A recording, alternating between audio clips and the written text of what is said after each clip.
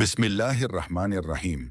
ये कहानी है दो नूरानी शहजादों की, इमाम हसन अलैहिस्सलाम और इमाम हुसैन अलैहिस्सलाम की।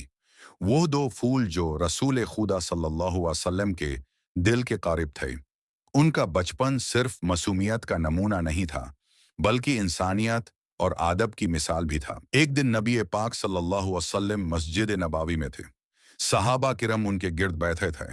अचानक छोटे छोटे कदम चलने लगे। इमाम हसन और इमाम हुसैन अलैहिस्सलाम मस्जिद के अंदर आए।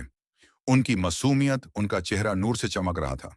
जब रसूल सल्लल्लाहु अलैहि वसल्लम ने देखा तो मुस्कुराए और फौरन अपनी मजलिस छोड़कर उन दोनों को गले लगा लिया। फिर उनको उठकर फरमाया, हसन और हुसैन मेरे दुनिया के फूल हैं। एक मर्ताबा इमाम हसन और इमाम हुसैन अलैहिस्सलाम ने देखा कि एक बुजुर्ग साहिब वुजू कर रहे हैं, मगर वुजू का तरीका सही नहीं था। अब दोनों छोटे थे, उनका अदब देखिए। उन्होंने सोचा, बुजुर्ग को गलती बताएंगे तो उन्हें शर्म महसूस होगी, तो दोनों ने एक नया तरीका सोचा। दोनों भाई उस बुजुर्ग के पास गए और कहा, चचा जान, हम दोनों में से किसका वुजू बेहतर है, आप बताइए। फिर दोनों ने वुजू किया।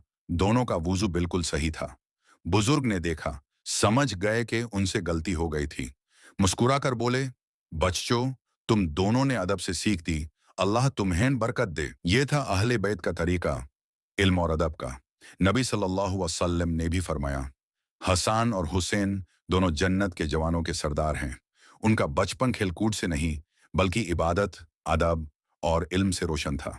रसूल सल्लल्लाहु अलैहि वसल्लम जब सजदा में होते, कभी इमाम हसन या हुसैन अलैहिस्सलाम उनकी पीठ पर चढ़ जाते और रसूल सल्लल्लाहु अलैहि वसल्लम सजदा लंबा कर देते ताकि बच्चे गिर न जाएं। सहाबा ने पूछा, या रसूल अल्लाह, आपने सजदा लंबा क्यों किया? तो आप सल्लल्लाहु अलैहि वसल्लम ने फरमाया, मेरे दोनों बच्चे मेरी पीठ पर थे, मैं चाहता था कि वो खुद उतर जाएं। सुबहान अल्लाह, कितनी शफकत थी उस प्यारे नाना सल्लल्लाहु अलैहि वसल्लम के दिल में। इमाम हसन अलैहिस्सलाम और इमाम हुसैन अलैहिस्सलाम बचपन से ही सच बोलना, गरीबों की मदद करना और लोगों के साथ इंसाफ से पेश आना सीख गए थे। उनके हर अमाल में नबी सल्लल्लाहु अलैहि वसल्लम की सुन्नत की झलक थी। एक दफा दोनों भाइयों ने अपने खाने का हिस्सा एक फकीर को दे दिया। खुद भूखे रह गए, मगर दूसरों को खुश किया।